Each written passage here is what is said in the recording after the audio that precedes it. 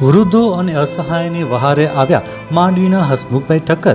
દરિયાઈ શહેર માંડવીમાં લોહાણા બોર્ડિંગ મધ્યે જલારામ નિઃશુલ્ક સેવા સમિતિ દ્વારા સાંજના સમયે વૃદ્ધોને અને અસહાય લોકોને ખીચડી કઢી ટિફિન મારફતે તેઓના ઘર સુધી પહોંચાડાય છે.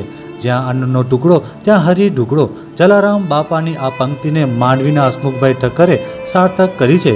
ગુજરાત વિદ્યુત બોર્ડમાંથી રિટાયર થઈ અને માનવ સેવાના કાર્યમાં હસમુખભાઈ વ્યસ્ત થયા છે. ત્યારે લોહાણા બોર્ડિંગ ખાતે તેઓ દાતાઓના સહયોગથી માંડવી શહેર અને આજુબાજુના વિસ્તારમાં રહેતા વૃદ્ધો અને અસહાયના ઘરે ભોજન પહોંચાડવાનું ઉમદા કાર્ય કરી રહ્યા છે. આ કાર્યમાં શાંતિલાલભાઈ ગણાત્રા, હરીશભાઈ ગણાત્રા, કીર્તિભાઈ ચંદે, રાજુભાઈ ચોથાણી, હિતેશભાઈ આથા, જીતુભાઈ બાવળ, કિશોરભાઈ ભટ્ટ સહિત લોહાણા મહાજનના મહાનુભાવો અગ્રણીઓ તેઓની વહારે આવ્યા છે અને આ સેવાને વધુને વધુ લોકો સુધી પહોંચાડવા સહયોગી બન્યા છે. હસમુખ પ્રેમજી ઠક્કર. હસમુખભાઈ, અહીં જે તમે જીવદયા અને માનવતાની જે પ્રવૃત્તિઓ કરી રહ્યા છો એ સમગ્ર શું છે એની વિગત આપો.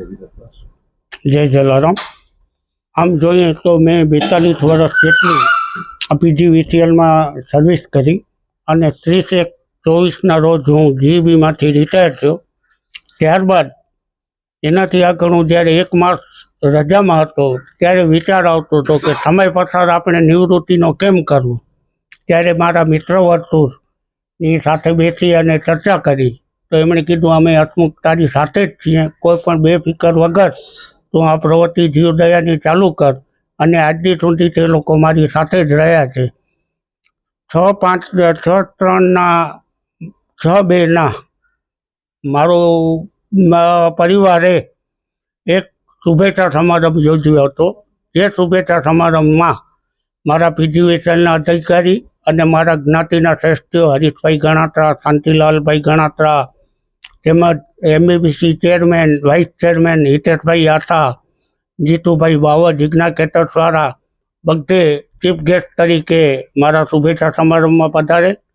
ત્યારે જાગૃત સેવાભાવી દીપેશ શાસ્ત્રીએ જે મારી અંદરની ઈચ્છા હતી તે રજૂ કરી, જેના અનુસંધાને 5/3ના રોજ પરમ પૂજ્ય સંત શ્રી શિરોમણી જલારામ બાપાની 134મી નિર્વાણ તિથિ હતી.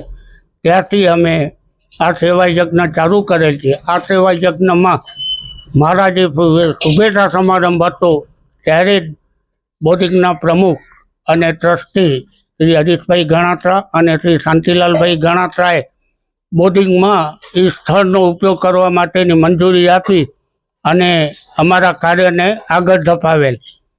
ત્યારથી તમે શું અત્યારે વિતરણ કરી રહ્યા છો અહીંયાથી અને શું બનાવીને લોકોને પહોંચાડી રહ્યા છો? અત્યારે અમે માત્ર સ્ટાર્ટિંગમાં ખીચડી અને કઢી બનાવેલ છે અને જ્યારે એની વચ્ચે પવિત્ર તહેવારો મહાશિવરાત્રિ અને રામનવમી જેવા આવ્યા ત્યારે દરેક ટિફિનમાં ફરાળી સાઉં સાથે ફરાળી કઢી અને ગુલાબજાંબુ અને પેડાનું વિતરણ અમે કરેલ છે. હસમુખભાઈ, આ પ્રેરણા તમને ક્યાંથી મળી છે? આવું સારું કાર્ય કરવાની આ પ્રેરણા તમે કઈ રીતે મળી? આમ તો હું જ્યારે પીજીવીસીએલમાં નોકરી કરતો હતો ને ત્યારે મારું વર્ક રીડિંગનું હતું. તો એ રીડિંગમાં મારે ઘરોઘર ફરવાનું હોય. એના ઉપરથી જ્યારે અમુક જણાની પરિસ્થિતિ જોઈ કે મોટી ઉંમરના જૈફ ઉંમરના હોય અને બપોરની રસોઈ કરતા હોય, કારણ કે કીધેલું છે ને દિવસથી સિંહ છે, ત્યારે ખપે તેમ આડોશી પાડોશી પાસેથી વ્યવસ્થા કરી લેતા હોય છે. જ્યારે સાંજનો સમય એવો હોય છે કે એમને રસોઈ બનાવવામાં એક તકલીફ પડતી હોય અથવા તો બપોરના કોઈ આપી ગયું હોય એમાંથી 2 રોટલી બચાવી અને રાતના ચાય બનાવી અને 2 રોટલી ઠંડી ખાઈ અને પોતાની રાત ગુજારતા હોય છે.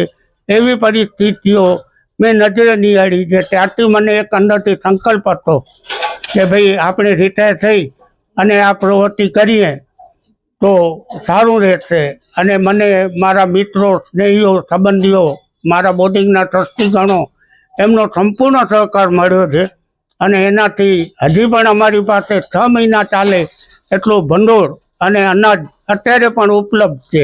એટલો બહોળો સહકાર અમને મળ્યો છે. આપણા માધ્યમથી હું એક વસ્તુ કહેવા માગું છું કે જો આ સમાચાર સાંભળી અને જો તમારી આડોશ પાડોશમાં કોઈ પણ એવી વ્યક્તિ હોય તો અમારા માનનીય શ્રી હિતેશભાઈ આથાની દુકાને જાણ કરશો તો એમને બીજા જ દિવસથી અમે ટિફિન સેવા શરૂ કરી આપશું. અને અમારી આ સેવાને 100 દિવસ પૂર્ણ થયા બાદ અમે એક દિવસ વઘારેલી ખીચડીને કઢી, ગુરુવારના બાજરાનો રોટલો ખીચડીને કઢી અને શનિવારના ખારી ભાત અને કઢી આપવાનું વિચારણા હેઠળ છે. બધા લોકો આવી પ્રવૃત્તિમાં હું નિવૃત્ત થઈ અને આવી પ્રવૃત્તિમાં જોડાયેલો છું અને નગરજનો જે હોય એ પણ આવી સારી પ્રવૃત્તિમાં જોડાય એવી હું અપીલ કરું છું. અત્યારે તમે અહીંયા શું સેવા આપી રહ્યા છો? અમે અત્યારે ખીચડી અને કઢી બનાવીને આપીએ છીએ તૈયાર. આ પ્રવૃત્તિ કરવાથી મોટી ઉંમરના લોકોને બહુ ફાયદો છે અને સારી રીતે એ લોકો જમી શકે, રાત આખી એમને એવું થાય એના માટે આવું કરવું. મારું નામ કિશોર મોહનલાલ ભટ્ટ. એ લોકોને છેવાડાના લોકો જે કોઈ પાસે માંગી નથી શકતા કે કોઈને પોતાનું દુઃખ નથી કહી શકતા એવા લોકો સુધી પહોંચવાની જે નેમ છે એ ખરેખર બહુ જ સારી છે. મેં હસમુખભાઈને કીધું કે હું તમારી સાથે જ છું. હજી ઘણું બધું કરવાનું બાકી રહે છે પણ એ ત્યાં સુધી પહોંચતા તો હજી વાર લાગશે. શરૂઆત જ છે અમારી તો. પણ આને વટવૃક્ષ બને એના માટે દરેક યુવાનો કે દરેક અમારી ઉંમરના પણ જો જોડાય તો ઘણું કામ સારું થઈ શકે.